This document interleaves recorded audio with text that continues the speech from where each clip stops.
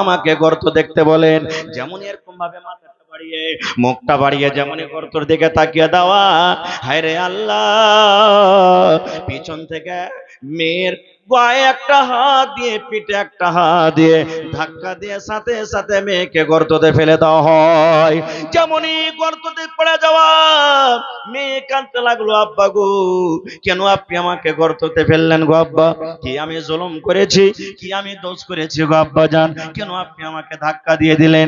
এবার মেয়ের বাবা বলতো, বেটি রে, যেদিন থেকে তুই আমার বাড়িতে এসেছিস রে মা, সেদিন থেকে গ্রামের লোকরা আমাকে নানা রকমের কথা বলে। আমি গ্রামে মুখ দেখাতে পারি না, লজ্জার কারণে গ্রামে যেতে পারি না। আমি রাতের বেলাতে ঘুমাইতে পারি না, লোকরা আমাকে দেখিয়ে দেখিয়ে বলে, দেখো রে একটা মেয়ের বাবা চলে যায়। এই জন্য রে মা, তোকে আর রাখা হবে না, তোকে আর রাখা হবে না। জীবনের মতো তুই আমাকে আব্বা আব্বা বলে ডেকেলে, আজকের পর এই হতভাগাকে তুই আর আব্বা বলে ডাকতে পাবি না। এই আমার খালেদা শুনে নে, জীবনের মতো মাকে মা মা মা বলে ডেকে নে, কারণ আজকের পর তোর মাকে আর মা বলে তুই ডাকতে পাবি না। ইমাম বাগাবী রাহমাতুল্লাহ আলাইহি বলেন, যেমনই কথাটা বলা, এবার মেয়ে গর্ততে পড়ে পড়ে কান্দার বলে, আব্বা গো, আপনাকে আর আমি আব্বা বলে ডাকবো না, মাকে মা মা বলে আর ডাকবো না। যদি আপনাকে লজ্জা লাগে, আল্লাহ আমাকে মেয়ে করে দুনিয়াতে জন্ম দিয়েছেন, এই আমার জন্ম হতে যদি আপনাকে লজ্জা লাগে, শরম লাগে গো আব্বা, আপনার বাড়ি আর ঘুরে যাব না, আপনি আমাকে গর্ত থেকে আজাদ করে দেন। দুই চোখ আমার যেদিকে যাবে আমি চলে যাব, আপনার বাড়িতে কিন্তু আর আমি ফেরত যাব না। কিন্তু একটা কথা শোনা হতো না, ওরে সুবহানাল্লাহ, বেটি এরকম ভাবে চিৎকার করতে থাকতো, কাঁদতে থাকতো, তাকে জিন্দা মাটি চাপিয়ে দফন করে বাড়িতে চলে আসতো। এটা জুলুম হলো না? হলো না? জুলুম হলো না? হলো না? কিন্তু ওরে সুবহানাল্লাহ, নবীজি মেয়েদের মান সম্মান বাড়াতে গিয়ে কত বড় অফার দিয়ে দিলেন। নবীজি মান সম্মান বাড়াতে গিয়ে কত বড় সম্মান দিয়ে দিলেন। আল্লাহ রাসূল এলান করলেন, ও মেয়ের বাবা, তোমরা শুনে নাও, তোমাদের বাড়িতে যদি মেয়ে জন্মগ্রহণ হয়, মনটা তোমরা খারাপ করিও না, মুখখানা তোমরা কালো করে দিও না, মন খান তোমরা খারাপ করিও না। নবীজি এলান করে দিলেন, ও মেয়ের বাবা শুনে নাও, যার বাড়িতে দুটা মেয়ে জন্মগ্রহণ হয়েছে, এই হাদিসে দুটার কথা আছে, কিন্তু দুটা হোক কিংবা একটা হোক, পাঁচটা হোক, তিনটা হোক, চারটা হোক, নবী বলেছেন, উম্মত রে, যার বাড়িতে মেয়ে জন্মগ্রহণ হয়েছে, সে মেয়েকে যদি বড় করে শক্তি হিসাবে খাবার দিয়ে, কাপড় দিয়ে, দিনী শিক্ষা, দিনী তালিম দিয়ে বড় করে যদি তার একটা ভালো পর, ভালো জামাই দেখে যদি বিয়ে লাগিয়ে যেতে পারে, নবী বলেছেন, বেটির বাবা রে, আমি নবী আর ওই মেয়ের বাবা জান্নাতের ভিতরে থাকবো। কেমন হয়ে জান্নাতে থাকবো? নবীজি দুইটা আঙ্গুলকে ইশারা করে বললেন, মেয়ের বাবা শুনে নাও, এই দুটা আঙ্গুল যেমন পাশাপাশি হয়ে আছে, দুটা লোক যেমন পাশাপাশি হয়ে আছে, আমি নবী আর ওই মেয়ের বাবা জান্নাতের কোন পাশাপাশি থাকবো। নারে তাকবীর!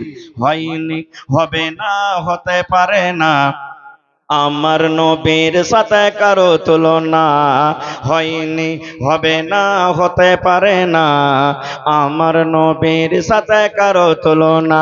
হায়রে তুলনা তো দূরের কথা, ছায়াও মিলে না, হয়নি, হবে না, হতে পারে না, আমার নবীর সাথে কারো তুলনা, হয়নি, হবে না, হতে পারে না, আমার নবীর সাথে কারো তুলনা।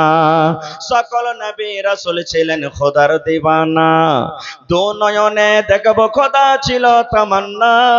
সকল নবী রাসূল ছিলেন আল্লাহর দিওয়ানা, দু নয়নে দেখব আল্লাহ ছিল তামান্না।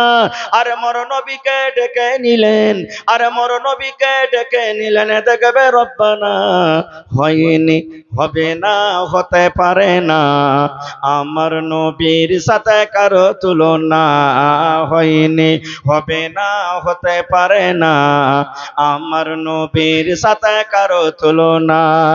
ইউসুফকে দেখে যারা আঙ্গুল কেটেছে, তারাকে আমার নবীর রূপ দেখেছে। ইউসুফকে দেখে যারা আঙ্গুল কেটেছে, তারা কে আমার নবীর রূপ দেখেছে। আরে দেখতো যদি কেটে দিত, আরে দেখতো যদি কেটে দিত কলিজাখানা, হয়নি, হবে না, হতে পারে না, আমার নবীর সাথে কারো তুলনা, হয়নি, হবে না, হতে পারে না, আমার নবীর সাথে কারো তুলনা। যার শানে আল্লাহ তাআলা করলেন ঘোষণা, খলকে আজিম আমার শাহে মদিনা, যার শানে আল্লাহ তাআলা করলেন ঘোষণা, খলকে আজিম আমার শাহে মদিনা, মুসলমানে নবী ছাড়া কিছুই মানে না, মুমিনে কোরআন ছাড়া কিছুই বুঝে না, হয়নি, হবে না, হতে পারে না, আমার নবীর সাথে কারো তুলনা, হয়নি, হবে না, হতে পারে না, আমার নবীর সাথে কারো তুলনা। হায়রে তুলনা তো দূরের কথা, ছায়াও মিলে না, হয়নি, হবে না, হতে পারে না, আমার নবীর সাথে কারো তুলনা। নারে তাকবীর। বলবেন হাজী মৌলানা, আল্লাহ যে এত মান সম্মান দিয়েছেন, যে মেয়ে যদি আমরা লালন পালন করে শক্তি হিসাবে যদি পড়িয়ে লেখিয়ে তাকে একটা ভালো জামাই দেখে বিয়ে লাগিয়ে দিতে পারে, তার অফার হলো, তার বদলা হলো জান্নাতে নবীর সাথে থাকবো। তো নবীজির কয়টা বেটি ছিলেন বলতে পারবেন কেউ আপনারা? জি, এই দেখেন ছোট ছেলে একটা, জি আশা করছি মাদ্রাসাতেই পড়ালেখা করেছে ছেলেটা, সুবহানাল্লাহ। নবীজির 4টা বেটি ছিলেন, আর ছেলে ছোটতেই মারা গেছেন, শুধু মেয়েরা বেঁচে ছিলেন। আর নবীর বেঁচে থাকা কালে 3টা বেটি মারা গেছেন, নবীর মৃত্যুর পর একটা বেটি মারা গেছে মাত্র, তার নাম হলো কি ফাতেমা রাদিয়াল্লাহু তাআলা আনহা। নবীজির শেষ টাইম, শেষ সময়, নবীজি বেটিকে কত ভালোবাসতেন ভাই। নবীজির শেষ টাইম। এই দেখবেন বর্তমান যুগে যদি কোনো ভাইয়ের, কোনো মায়ের 3টা 4টা 5টা 7টা যদি মেয়ে হয়, বেটি হয়, ঝগড়া লড়াই হবে, ননদে ঘোঁচা মারবে, শাশুড়িতে ঘোঁচা মারবে, যা জ্যাঠানি ঘোঁচা মারবে, প্রতিবেশীতে ঝোঁটা মারবে, আর বলবে এ বেটি বিয়ানি, তোর পেট থেকে শুধু বেটি হয়েছে, তুই কি বেটির বেটার মুখ দেখতে পাবি রে মাকে? তোকে তো আল্লাহ এই লেগে তোকে বেটা দেয়নি। কত রকম কথা বলে না গে মা, না রে ভাই, এরকম কথা বলিয়েন না। আল্লাহ কোরআনে বলেন, সূরাতুশ শূরা খুলে দেখবেন, আল্লাহ বলেন, আমি আল্লাহ যাকে ইচ্ছা করি বেটা দান করি, আমি আল্লাহ যাকে ইচ্ছা করি বেটি দান করি, আমি আল্লাহ যাকে ইচ্ছা করি বেটা বেটি দুটাই দান করি, আর আমি আল্লাহ যাকে ইচ্ছা করি বাঁঝ করে রাখে, কিচ্ছু দিনে। কত ভাইকে দেখবেন যদি ওই যার ছেলে পিলা হয়নি একটু যদি ভুল হয়ে যায়, এই শালা ইয়ার দিলটা পাথর হবে, এলে গিয়ে আল্লাহ বেটা বেটি কিছু দেনি করি, এর দিলে রহম নাই, এরকম কথা বলবে। এটা বলবেন না কো ভাই। খায়ের যা হোক, নবীজি নিজের মেয়েকে কত ভালোবাসতেন। নবীজির শেষ টাইম, শেষ সময়, নবীজি দুনিয়া থেকে চলে যাবেন সোমবারের দিন নবীজি মারা গেছেন। কবে মারা গেছেন? সোমবারের দিন বেলা 7টা 8টা 9টার সময়তে মারা গেছেন। মৃত্যুর কিছুক্ষণ আগে নবীজি সমস্ত সাহাবাই কেরাম বসে আছেন আঞ্জর পাঞ্জরে, নবীজির বিবিরা বসে আছেন পাঞ্জরে, সুবহানাল্লাহ।